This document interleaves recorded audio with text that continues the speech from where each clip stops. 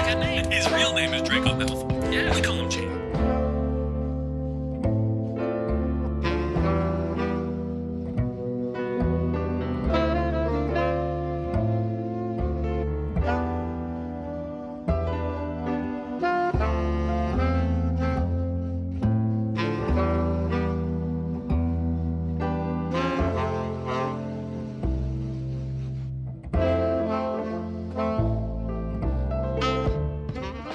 Right, Marshall. Okay, Ben. Hey, we had a great idea for this one. We thought, let's get some women on the episode.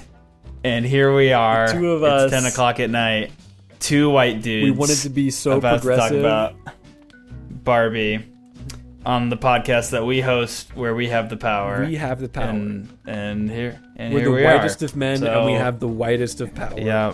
And I don't endorse Yeah, this. So, oh, God, dude. I don't think we have the widest of power. I mean, Listen, we're not into that. This comes on the heels of me doing an episode on Dunkirk with Aiden Pauly, where we at one point talked about, and everyone who's listened to this people are not going to hear this story yet, but they'll hear that story at that time. It's talked about briefly how they were at a hotel, him and Zach and somebody else, and they saw somebody's suitcase had a sticker on it that said Nazis with a red cross crossing it out, and you're like, I'm anti-Nazi, and Aiden Zach asked him what's that about, and the guy went, I think it's pretty self-explanatory. It's like, all right, man, listen, if you have to make a statement about being against Nazis, I wasn't concerned, and now I am. Something is up here. Yeah. I'm just gonna try my hardest not to put a swastika on anything, even if there's an X through it. So we spent a good chunk of that episode making the bold statement that we were anti-Nazi and such things like that. Wow. It's pretty funny. That's a big You guys claim. can look forward to that. Anyway, so here we are. We're talking Barbie. Marshall, roll the cool jazz music. Let's get into this. Here's the jazz music. Just kidding. The jazz already happened because that's the way it works now. What? Yeah, What? it's the same intro every episode. I thought there was at the beginning? I thought we had the different intro on these ones. We used to, and now it's just all the same. I just did a whole cool segue to set that up. I hope you'd play the jazz and then do a record scratch. I'll put that part. I can put that part before the intro. Okay. We'll see what happens. Awkward. Okay, I'm out of the loop. It's okay, baby. Out of the loop. I thought it was my job to segue into that for these ones. Good Anywho, content. Barbie. Let's talk dive Barbie into behind it, me. dude. What a Barbie behind me? Yeah. Come on, Barbie. Let's go, Barbie. So, Ben, Barbie, you got your hammer. That's very good. I had a hammer in here earlier. Thank you. It's because I'm a man and I have two. Exactly. So Barbie came out this year. It did. Correct. In fact, a couple weeks ago. Yes. Are you giving an overview of the film? Can, Is that what's happening? I don't. Yeah. Okay, go so for Barbie, directed by Greta Gerwig and written by Greta Gerwig and Noah Baumbach, came out this year, the year of our Lord 2023, on the same day as Oppenheimer. It is the great event known as Barbenheimer. I did see both on the same day. I wouldn't recommend it. I talked about that on the Oppenheimer episode. I wouldn't recommend it. Just watch the two on their own. I didn't do it. Yeah, I think my way is right. All right. Well, to me, it didn't can't feel weird or different because I just like watching movies, and I spend many a day watching a lot of movies in a row. Yeah. That makes sense. Also, you had a couple hours in between. Yeah, about an hour and a half. We went and got dinner. Yeah. I don't know. I feel like you don't have to, I wouldn't have the mental ability to process both of the messages of these movies. Yeah, and I definitely want to see this one again. I just am a weakling. Because there's more to this movie than I expected there to be. But yeah, Greta Gerwig directed this. She's also directed Lady Bird, the recent adaptation of Little Women, various other things. Noah Baumbach, also a writer and director. They're partners. like life partners and writing partners, but he directed her in Frances Ha. He was also the director of, I believe, the Meyerowitz stories, New and something. I can't remember the second part of that title. Marriage Stories is most well-known probably at this point, most famous. Both very prolific, like modern indie directors and writers. And Greta herself is also an actress in her own right. She was also recently in the movie White Noise with Adam Driver, which I heard was fine. The score was it's not really a score. I believe there is a score, but it's mostly like soundtracky type stuff. And that was Mark Ronson and Andrew Wyatt, both great producers. Mark Ronson, very well-known producer. Cinematography was Rodrigo Prieto, who is like Scorsese's guy. Did Killers of the Flower Moon, The Irishman, Silence, Wolf of Wall Street, and as well as not for Scorsese, but Argo. I listened to Greta Gerwig on Smartlist recently, and she told a great story about how she was amazed that she got him and felt like she constantly had to apologize that, like, she would give him notes and be like, and then, like, he just came from shooting Killers of the Flower Moon, and now she's telling him, okay, Barbie's gonna come through that door, and, and he's like, it's fine, like, I want to be here. I love this. Yeah. Wow. Performances: Margot Robbie as one of many Barbies. She's stereotypical Barbie. Ryan Gosling as stereotypical Ken. America Ferrera as the human. Ariana Greenblatt as her daughter. Will Ferrell as the CEO of Mattel. And then there's a bazillion other people in this as various other Barbies and Kens. Simu Liu, Kuti Gatwa, who's the new Doctor Who. Kingsley Ben-Adir, who's most recently the villain in the Secret Wars TV show, which is I haven't not seen very it yet, good. so cool. But he's very good. The show's not. Also, a million Barbies. You've got Issa Rae as President Barbie. The Emma Mackey from Sex Education is another Barbie. There's other ones whose names I don't know. One of them is the girl in Umbrella Academy. Do you have IMDb up? Do you see this? I do. What? Alexandra Shipp? Alexandra Shipp is one of them. I think she was... I don't know who the Umbrella Reporter Academy Barbie or is. Journalism Barbie?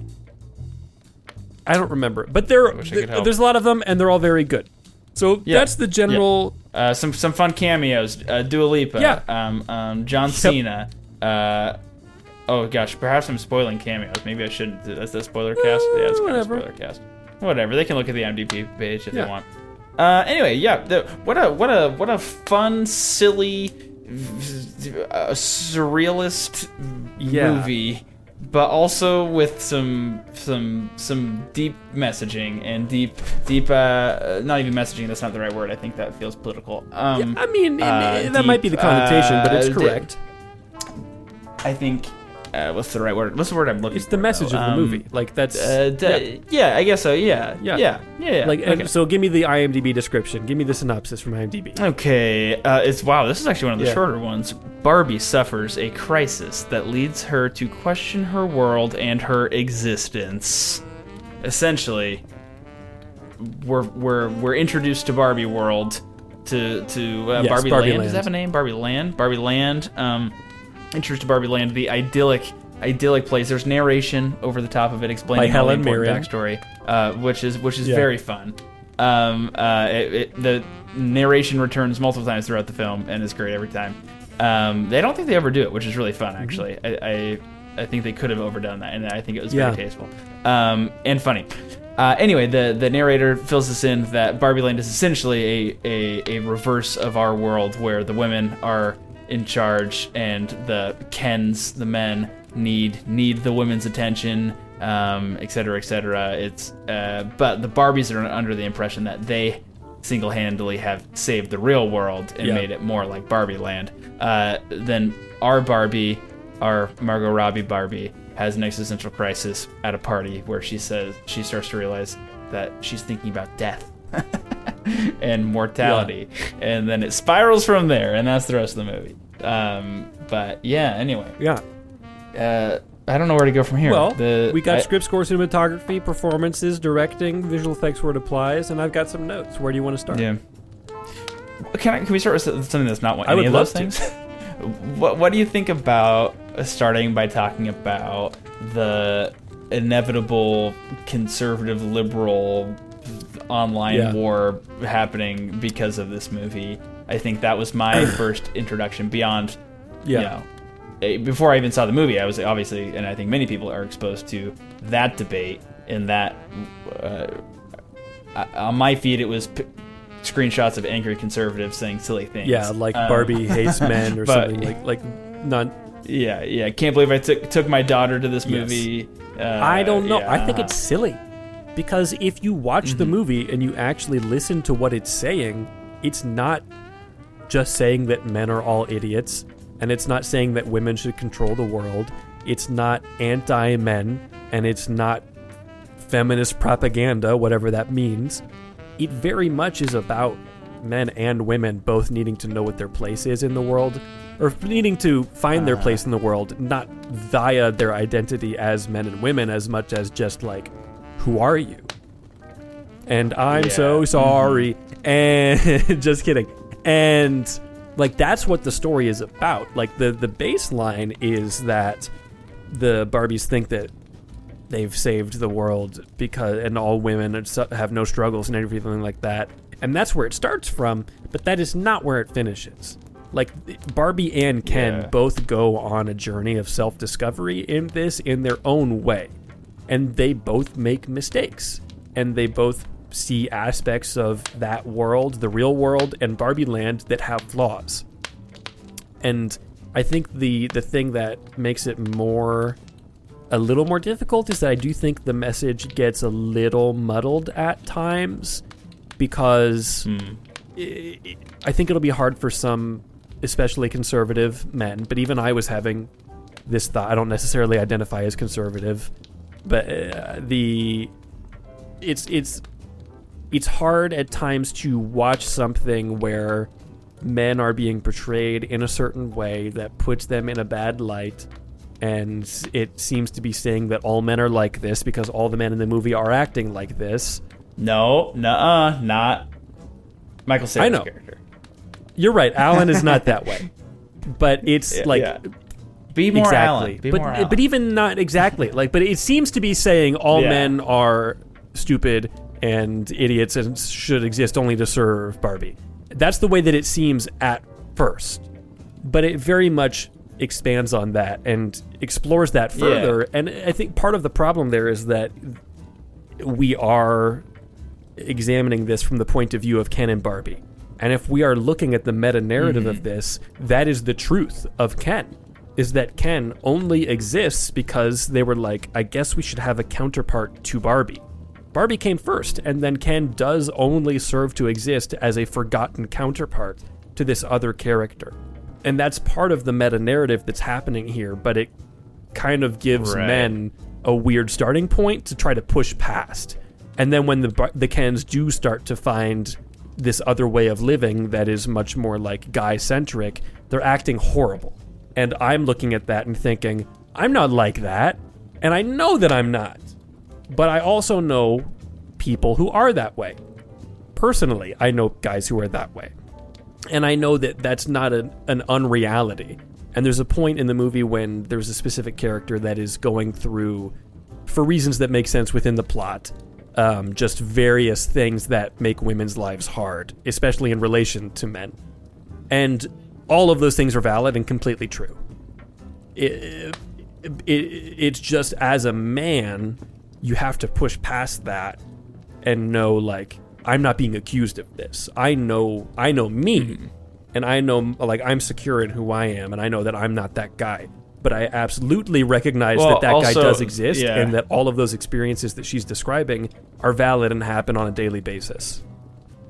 Yeah, but also, like, maybe I'm not that secure in who I am. Like, isn't that, like, also the message of Ken, the movie? yes. Is that, like, all the people that are potentially freaking out about this movie, one of the messages is like, like, maybe don't find your identity in be ideology. More secure,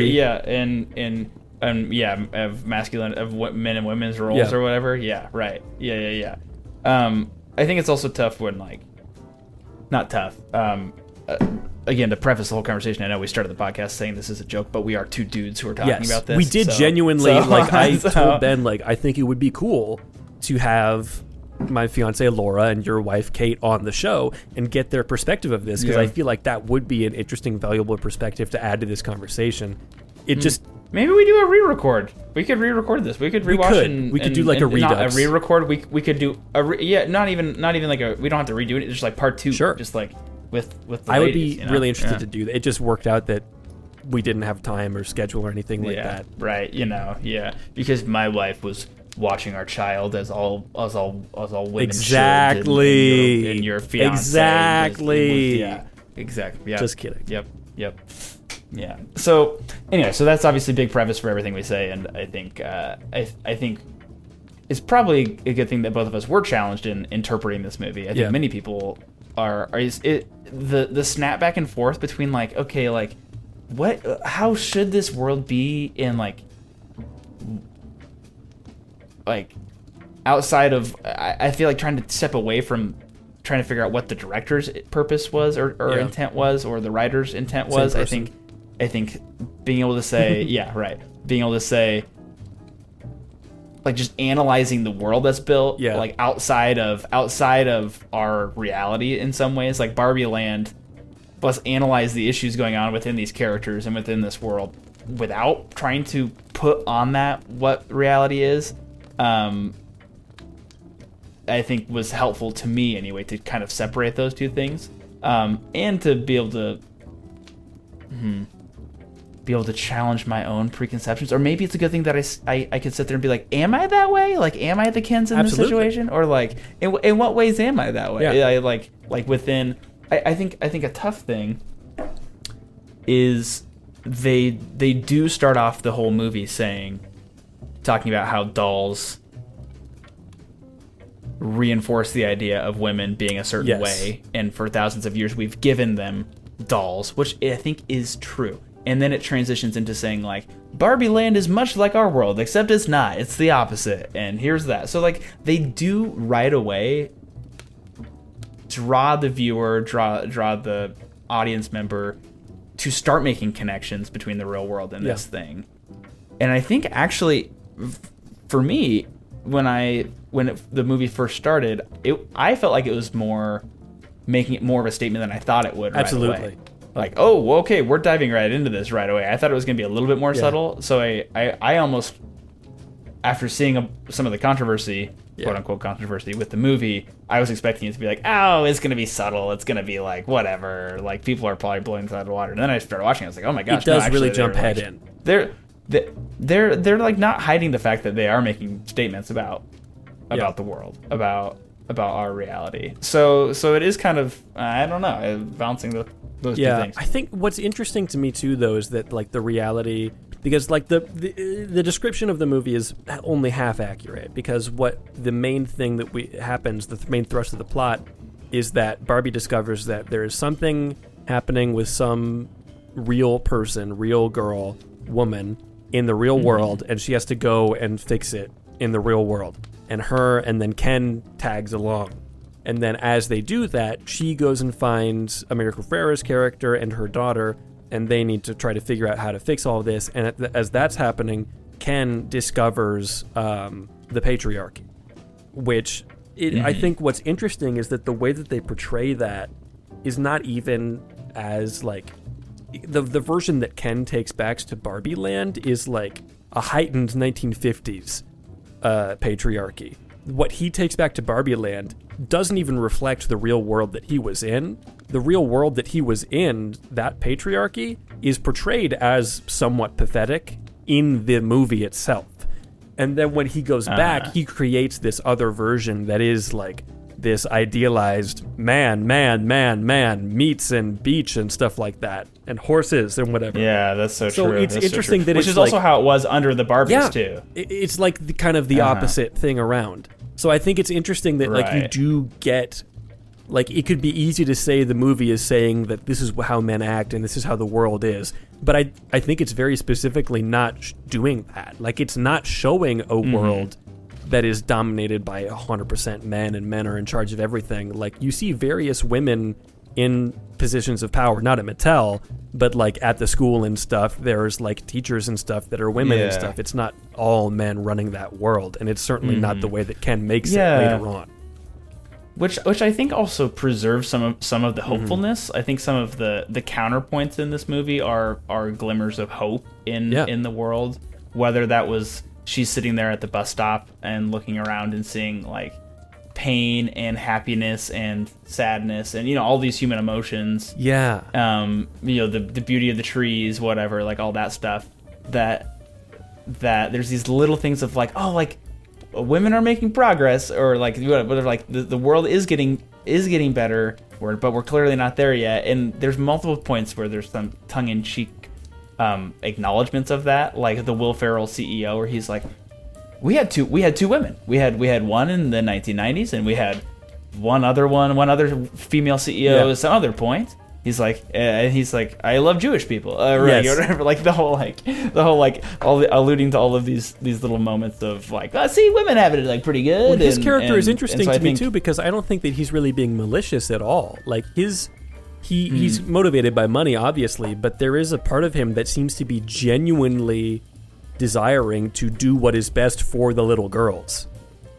Right. Yeah. When he makes that statement on his way back into Barbie Land, where he's like, you think I worked this job because of myself? No, it's because I want to make the dreams of little girls come true in the most wholesome way possible, or like the least creepy way possible. Which is interesting. So like, even if he is somewhat misguided and he is like unknowingly part of the problem, he is actually trying. Is the way that I interpreted that. Like he didn't seem like, I'm going to control this, and we're not going to let you a woman in here. Yeah, that's interesting as like a characterization of maybe the viewer, or maybe the men in the world who are part of the problem, but truly want to help, but they just don't really know how, or they don't realize where the issues are. Or like in the end, they don't really want to give up their power. Like in the end, he's still the CEO, and he's like, well, because I'm CEO, I can still make this situation better. I'm not gonna hand it over to a woman, but why would you? Am I right? Whatever. Yeah. Just kidding. Is he like constantly refers to himself as like mom or whatever? Does he? Yeah, like 2 or 3 times he like tries to like refer to himself as like a mom, and once it happens in Barbie Land, and one of the Barbies is like, that's hilarious. But yeah, that's it. Yeah, the characterizations throughout this movie of different types of men and different types of women is really interesting. Obviously, that's kind of the point with each Barbie has their own type. But yeah, whether it's Will Ferrell's CEO, whether that is Michael Cera's, I keep forgetting his name, Alan, whereas it's a version of Ken that sides with the Barbies and all the is like supportive of the Barbies. He's kind of like a subdued, there awkward in guy. All of the things. Yeah, but he also fights. He does fights for them. He has like an action sequence which is very funny. He fights off the bad guys, which is pretty funny. Yeah. So I mean, that's like one characterization of You also see briefly America Ferrera's actual real life husband plays her husband in the movie, which was so funny to me. Because I'm sitting here watching the movie with Donovan and my friend Tig, and that scene, because they're about to go to Barbie Land with the mother and daughter, Barbie, all 3 of them, and the daughter is like, we can't just leave Dad. And America, I can't remember her character's name, but she goes like, he'll be fine, like don't worry about him. And it cuts away to him, and he's on the couch. He it looks somewhat similar to me. In hair and glasses and fashion style and everything, and he's sitting on the couch doing Duolingo. I'm like, I didn't know I was in this movie. Straight up you. Which is so funny. But he's also not portrayed, he's not like stupid, but he's also like trying his best. He uses Spanish incorrectly at the end of the movie, and they're like, no, that's wrong. And he's like, oh, all right. Like he's trying. Yeah. And I think that's where like this movie fits into the real world, where there is hope, there is pieces of progress happening, but that we're not there yet. I think is one message. Absolutely. And then even with and we can get into, should we just say spoilers at this point, honestly? Yeah, sure. Yeah, spoilers. James Bond dies at the end, which is unfortunate. I didn't realize he was in this, but he showed up and Ken ripped his head off. Yeah. It was really crazy. Yeah. But also, James Bond is quite problematic and part of the male patriarchy. So at least the old James Bond. The new one still has problems, but not nearly to the degree of, when our first episode together was Goldfinger, and one of the first scenes that we have with James Bond in that one is the man comes to him at the pool, and then he says to the lady, "Why don't you go back to the room?" and slaps her on the butt with a ridiculous sound effect and goes, "Man talk." It's like, ugh. I am reading Casino Royale right now, and there was a pretty cringy line. Well, cringy for lots of reasons, but it's also the character, and I think maybe I should just say the character's a douche. But he's like, Vesper gets captured and by the bad guys, and he's like, "That damn woman, why couldn't she just stay home with the," straight up says, "Why couldn't she stay home in the kitchen?" And like, now I have to chase after her and save her, and this work isn't cut out for women's work. Yeah, it's rough. It's rough. It's word for word. I should read it to you sometime. That's amazing. It's not a very long book. I ought to read it. Yeah, no, it's like a 3. I think I'm doing the audiobook, and it's 3.5 hours. Bad at all. I mean, I bought my dad the actual one recently, and it's like that big. Yeah. But what was I saying about the end of the movie? So spoilers. I don't remember.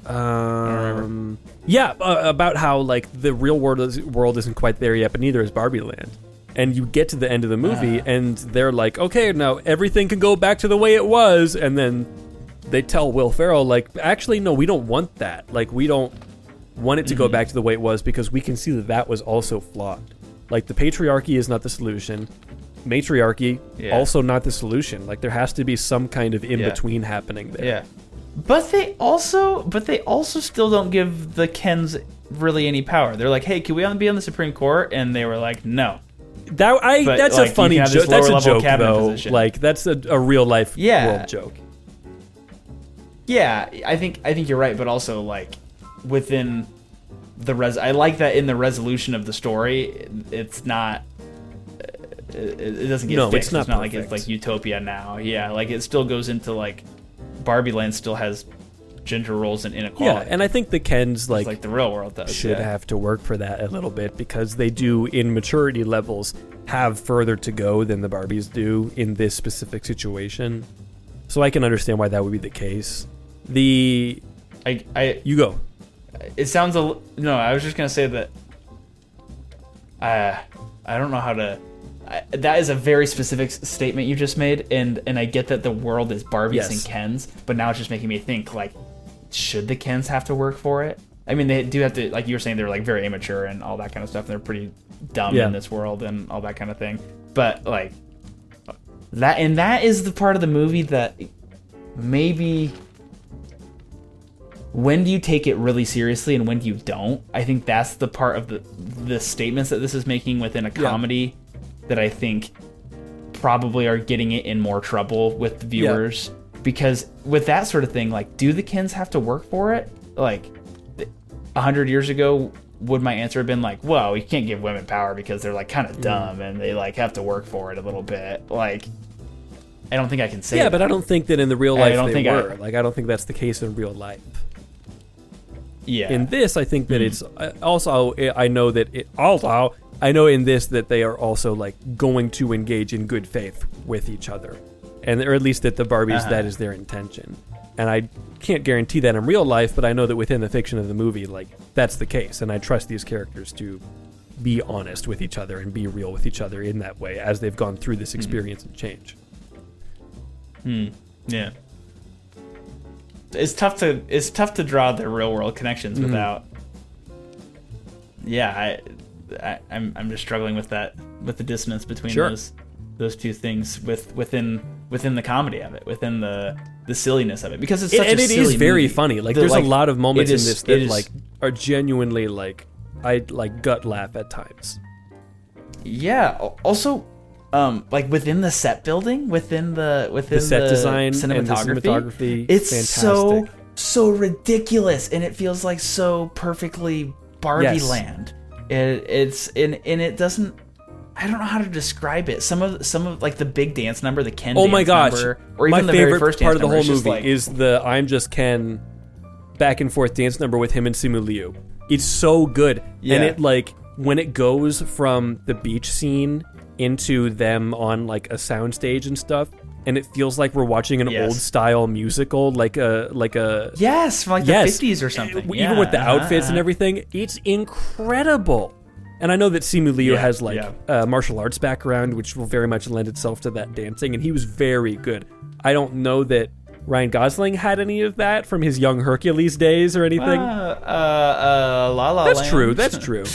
But it's done so well. I'm Just Ken also very good song, and in a way like really captures what they are going through in a funny way, but also in a very real way of like they are trying to find identity and they're searching for it in whatever they can find it in, which I think is something that a lot of young men go through in these modern times, which is why you get guys like Jordan Peterson becoming greatly popular or Andrew Tate becoming greatly popular because these guys offer a solution. Whether you believe, like, agree with this, any of the things they say or not, like Andrew Tate is obviously extremely problematic. But I've got high schoolers who really like his stuff. I know, and there's aspects of like finding identity in groups and stuff that I can understand and wanting to be in groups but that can't be where all of your value comes from. And that's the hard thing is that's what's happening here, is that they're saying like, well, this is what this is that being a man is this, and we all agree on this, and that's the fact, and we should be in charge for that reason. And that's that same kind of like ideology that gets offered up, and you can latch onto that because it tells you you're valuable and you're cool just by virtue of you're a man. And that's this thing. Well, yeah, also like in-group, out-group power dynamics, like that's also interesting that you say being a part of a group, whether that is some kind of ideology, some kind of message you get from Andrew not Tate inherently a that bad gives thing. you a way of looking at the world, whether that's your belief system, whatever it is, right? That like as humans, we strive to find groups to give us structure and power and safety and all those things. So it's funny that like big group wise, like male group and female group is like also a part of this movie. That I guess one part of the movie is like, instead of finding your value and worth in the group, finding it in just being Ken, being yourself, like self-love. But also even like within relationships, I think that's obviously a big part of it too. Is there's a conversation between Barbie and Ken saying like, no, Ken, like you have to figure yourself out. And I love that. Like not infinite for me. Yeah. Why do you love it? I think if they got together at the end of this, then it would just betray everything that the movie's been telling you up to this point. The same way, like watching Guardians of the Galaxy 3, it would, if Gamora and Peter Quill got together at the end of that, it would just be completely janking all of the story that we've told up to this point. It would be regressing all of that character growth that Peter's been having. All of that stuff. It would be the same kind of thing here, because Barbie and Ken are both going on journeys of self-discovery. It just happens that Barbie is further along on that path, that she's able to understand that more. And then it takes Ken a little bit longer, which is why the whole patriarchy thing happens. But he does start to get to that point and realize that he is Ken.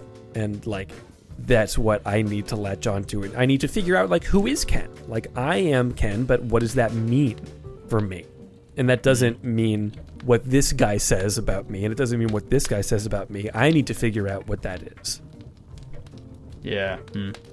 Within my own experience from Plains State, college town, Christian community, it was...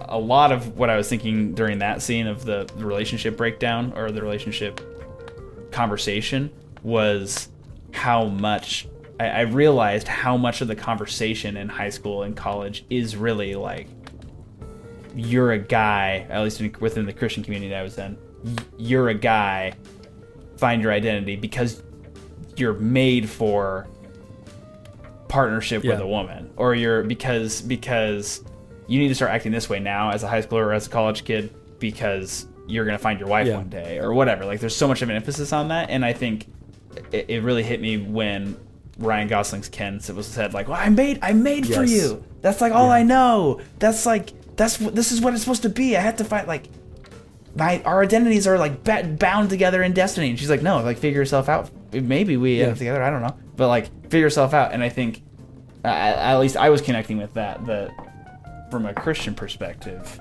the being created for one another can be such an unhealthy thing. I think, especially when it's a bunch of college dudes trying to figure out how to be masculine men with the idea of like, well, we're doing this men's retreat because it'll make us suitable for the women in the college ministry. Yeah. It's like, don't like do the men's retreat, but do it so you can like grow together in your own way. Like, don't do it to be more appealing or to find a girlfriend. Right?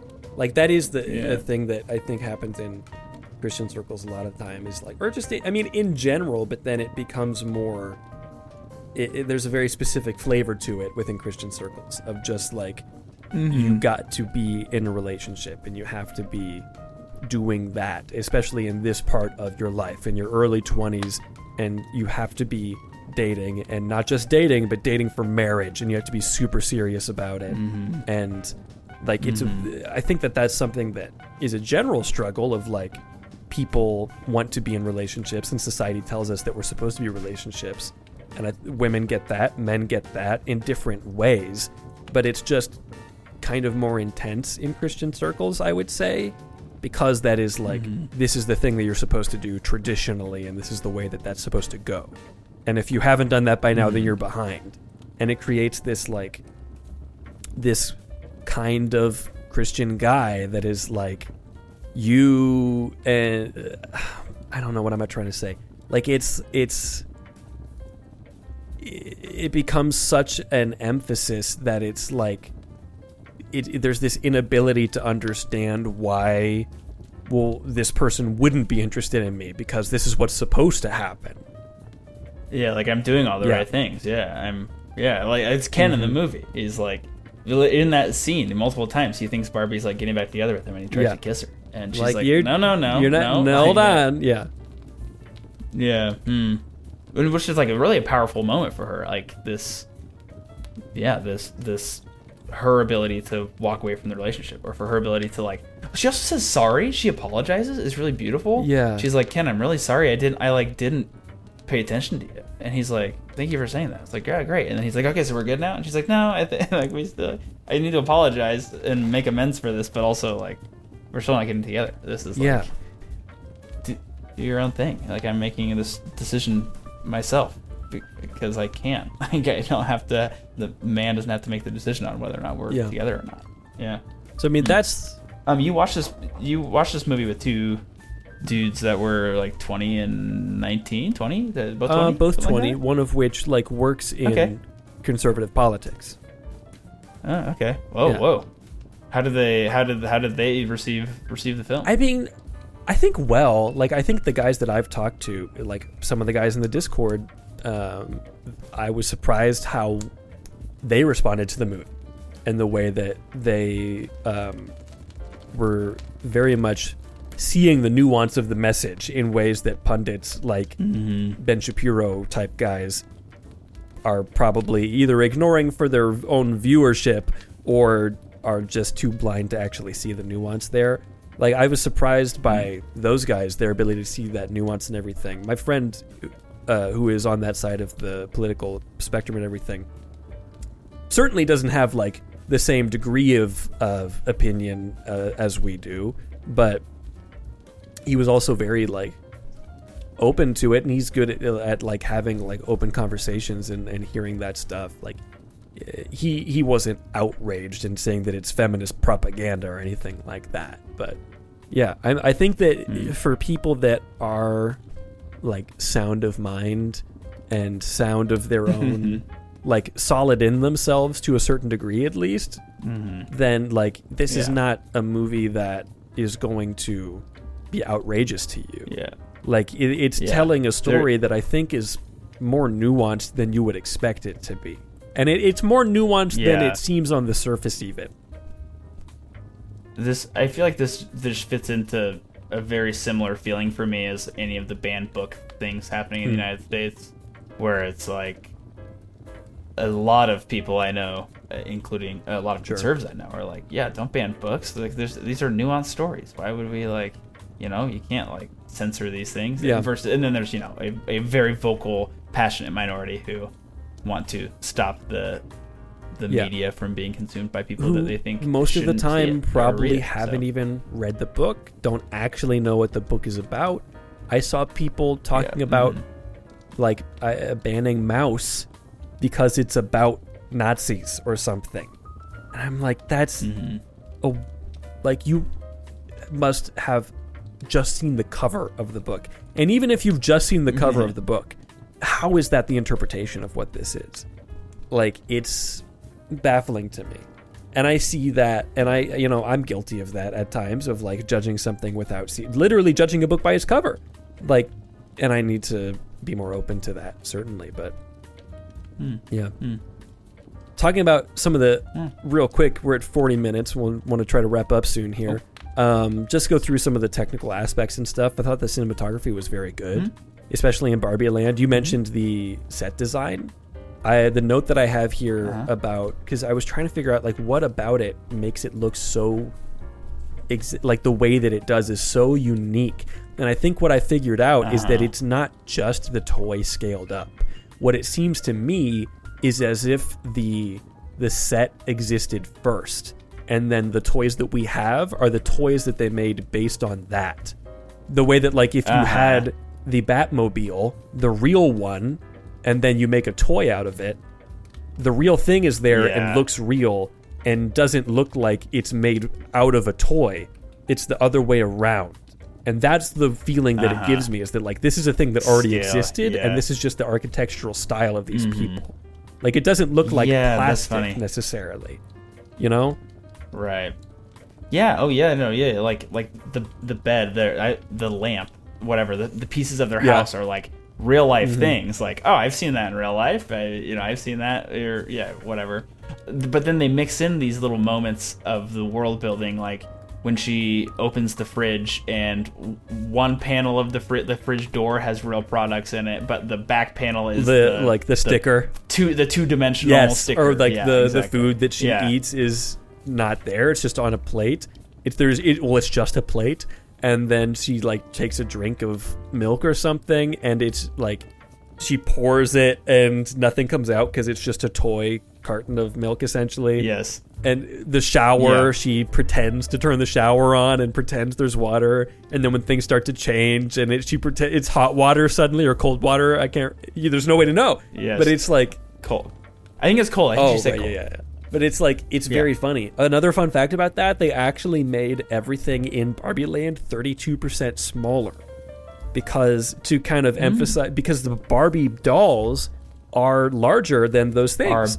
So they're kind of creating that same sense of scale that the dolls have in real life, which is kind of delightful. Like literally scaling. Yeah. Which is why like the convertible seems kind of small, the milk and all that stuff. Yeah.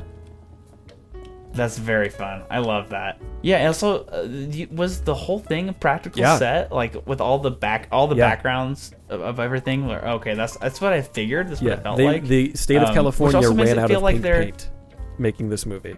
Yes. What? No way. That's a fascinating fact. I love that. Wow. It's fantastic. Also, like the lighting that happens because of that, like within the Barbie Land world, feels right. It's it very feels like artificial and fake even in the lighting. right way. It's like if you shot something on a cloudy day where it's very overcast and there's no harsh lighting anywhere, but it's very bright instead. Yeah, and it's like very idyllic, or feels like I'm playing with my toys, like in a box somewhere, and like the light is coming from like there's no somewhere else. real harsh shadows now thinking back on it, and I don't know how they possibly would have done that if you're lighting, because certainly it's in a sound studio, like it's on a sound stage. So how do you I'm gonna have to look that up. Like, if this is not nominated for achievement in set design, like, or art direction, man, that'll be just tragic.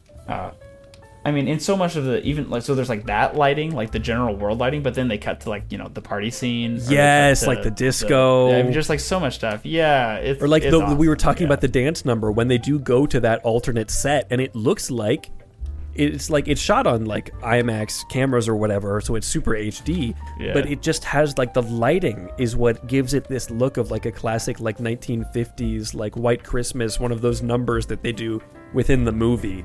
It's like so cool. Yeah, I was getting like the end of Blazing Saddles where they're also spoofing they that go to whole the thing. different stages and stuff. Feels a little bit like That's that. delightful. Yeah.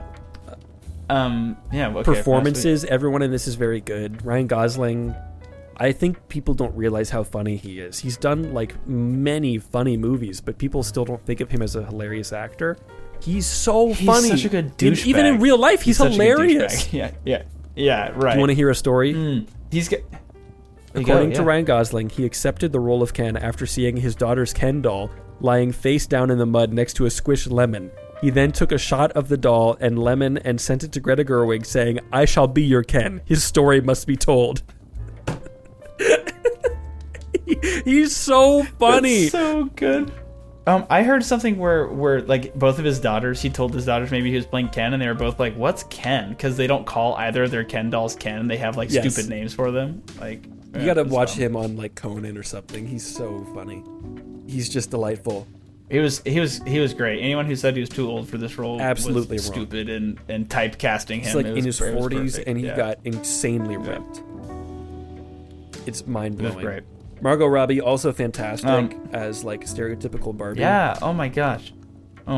So perfect. And then the scene where she's supposed to be like breaking down and having a nervous breakdown and gets ugly, and then the narrator pops in and is like, the director should know that casting Margot Robbie for this was a poor choice because she's like not ugly. But it's also interesting how in that scene, that was extremely funny. Yeah. But in that scene, the lighting changes and the way they shoot that changes where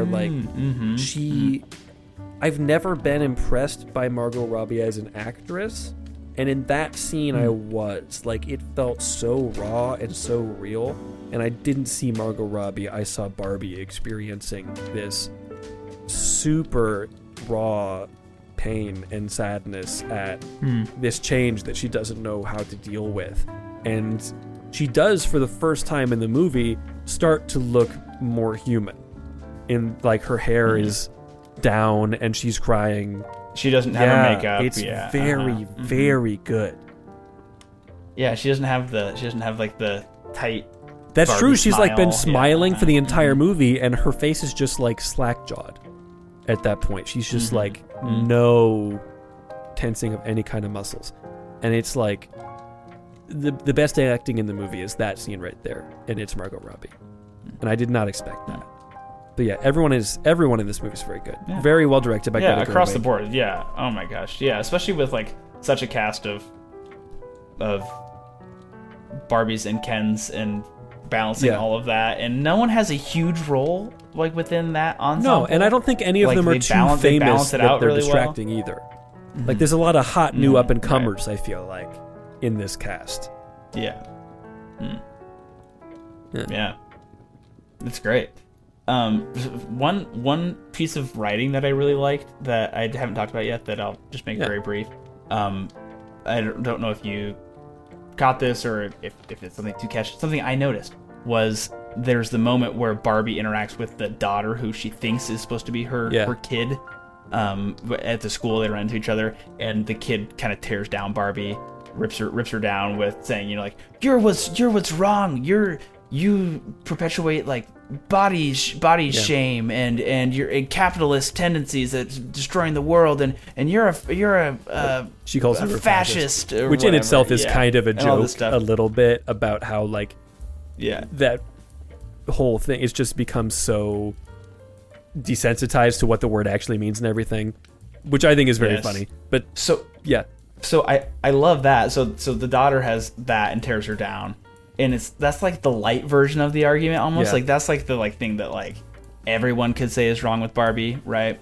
And then in Barbie land, the mom has her moment of monologue with the Barbies, and she's going into what's really wrong with Barbie. and it's like this, all of the cognitive dissonance, I think is the word that she uses, of being a woman, of being a woman in the real world, and that's actually what like breaks the Barbies free, is this cognitive dissonance of what it's like to be a woman. And so I loved that, like, the daughter has this vision of what's wrong with womanhood or what's wrong with Barbie and how Barbie's ruining things.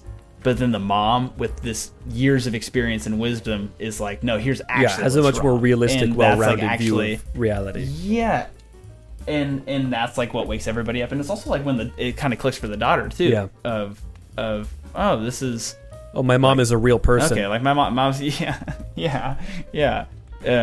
I loved that. That was a big takeaway for me. It was just like, oh, okay, like these things that she's talking about are like the real things that are, women have to be this but also this, and women have to be this but also this, and we have to be this but also this, and that was like, oh, okay, that's really what's wrong.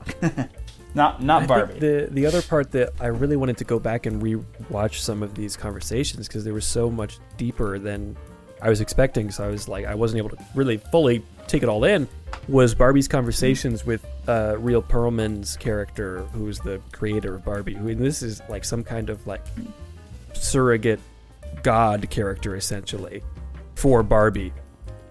And they have such an interesting conversation at the end that I don't really remember very much of, but it's just really fascinating, and I want to understand more of that dynamic. Like, it's Barbie trying to become a human. Yeah.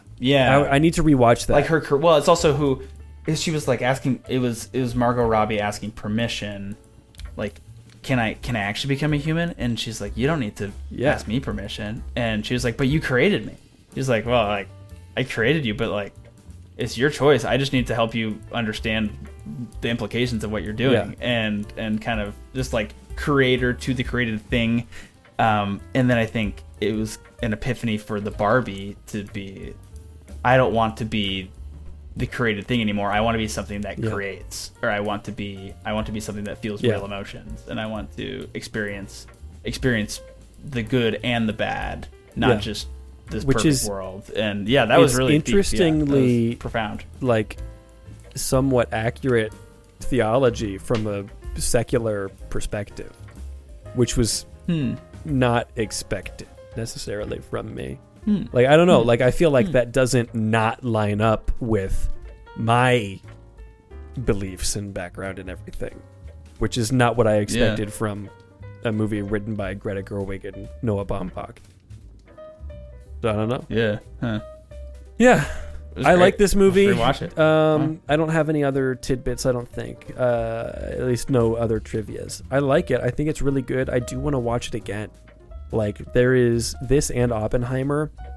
Oppenheimer, I feel like is more cut and dry almost for me. Like, I'm able to, because that's just because I think I know more of the history as like Americans. Like, we are so saturated in World War II content, but like we know a lot about that, and you especially, like, you're the history teacher guy and you know stuff about that things, and I just like that era in history, so I know a lot about that.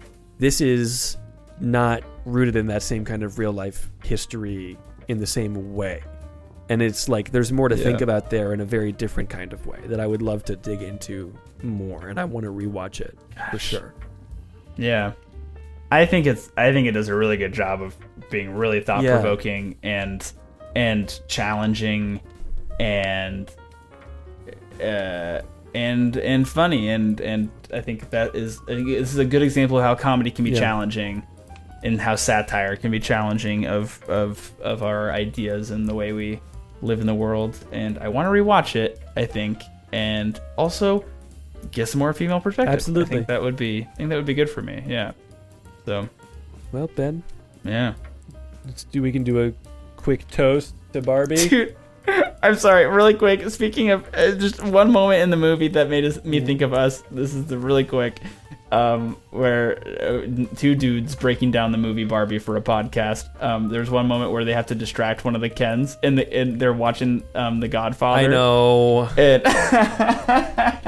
And she's like, "Oh, really? Tell me about that." And he's all like, "Well, The Godfather is a blah, blah, blah, blah, blah." I was like, "Oh my god!" Well, no, it killed me because I'm like, it's genuinely a great movie, but he's just being an ass about it.